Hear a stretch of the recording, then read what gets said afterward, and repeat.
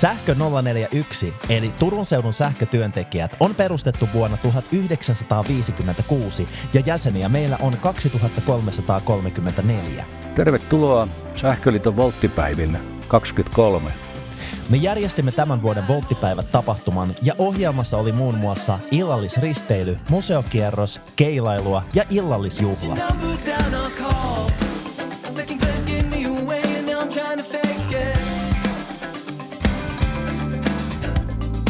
Lauantain loppuhuipennuksesta vastasi huikeiden puhujien lisäksi bilebändi Vire.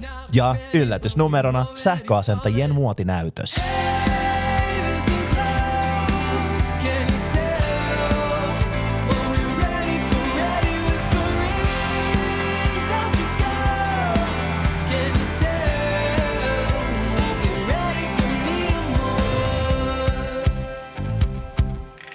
Osa osallistujista majoittui laivahostel Boressa.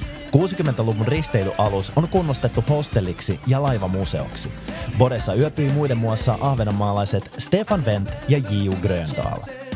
Nej, men vi kommer från Åland och vi var personliga inbjudna till de här volterdagarna i Helsingfors.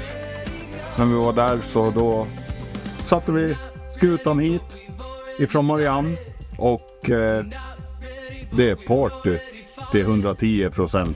Ja.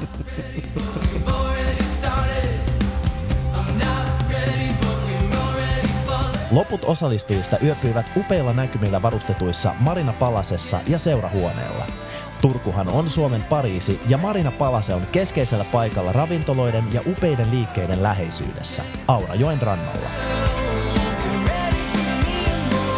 Yksi viikonlopun ohjelmanumeroista oli museokierros.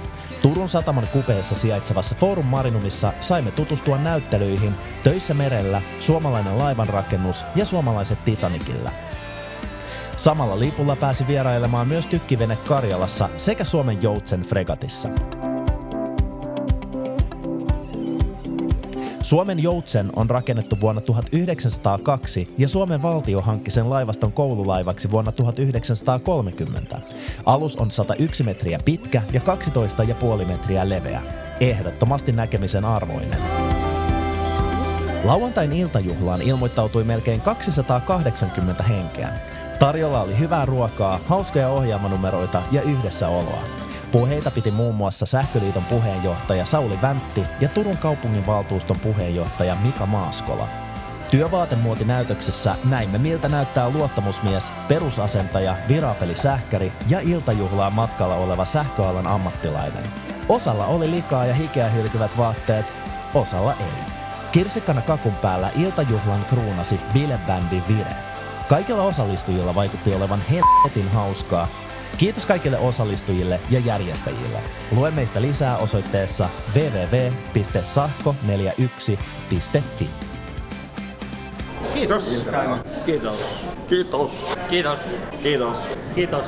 Osasto 041 puolesta kiitos. Kiitos.